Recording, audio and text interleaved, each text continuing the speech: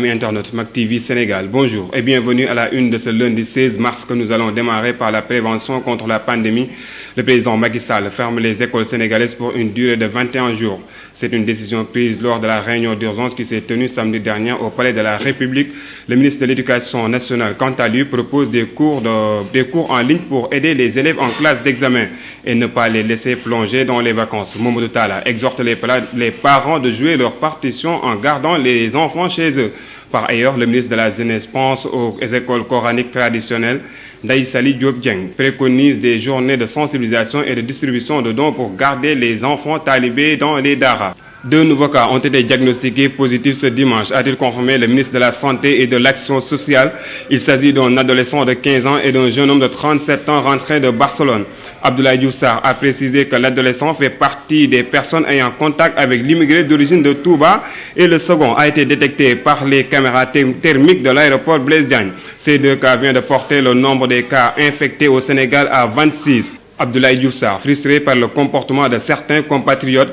Selon le ministre de la Santé, des poursuites judiciaires seront menées contre des personnes qui divisent des informations mensongères liées à la pandémie.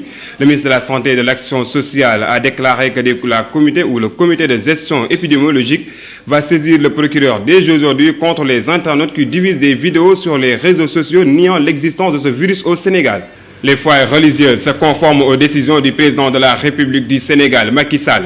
Si le ziara annuel de Tivaouane et l'appel de Seydina Limamou Laye ont été reportés à une date ultérieure, la célébration de la naissance de Serigne Fallou Mbacké sera, elle, célébrée, mais autrement. En effet, pour se conformer aux déclarations du chef de l'État, Serigne Abdou Badawi a déclaré hier que le khalife général des Mourides a demandé à Serigne Abou Mbacké de dire aux fidèles de se conformer au plan de riposte mis en place par le gouvernement du Sénégal. Cependant, Serigne Mountakha Mbacké appelle aux talibés de rester chez et de formuler des prières pour la fin de la pandémie en évitant surtout tout rassemblement.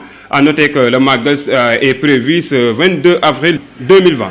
Et nous terminons avec un autre cas de mort à Thiès. Il s'agit d'une jeune fille retrouvée morte par strangulation au quartier Keur Saïb Ndoye de Thiès. Les faits se sont déroulés dans la nuit du samedi aux environs de 1h du matin. La dépouille a été transportée par les sapeurs-pompiers de Thiès à l'hôpital Ahmadou Sahir Ndiéguène de Thiès. Selon certaines informations, la défunte Khady Diouf était enceinte. Une enquête a été ouverte quant à la population. Elle dit très inquiète par les séries de meurtres qui se succèdent dans la capitale du rail. Et c'est cet élément qui met fin à cette édition. Merci de nous avoir suivis et restez surtout connectés sur Mac TV Sénégal.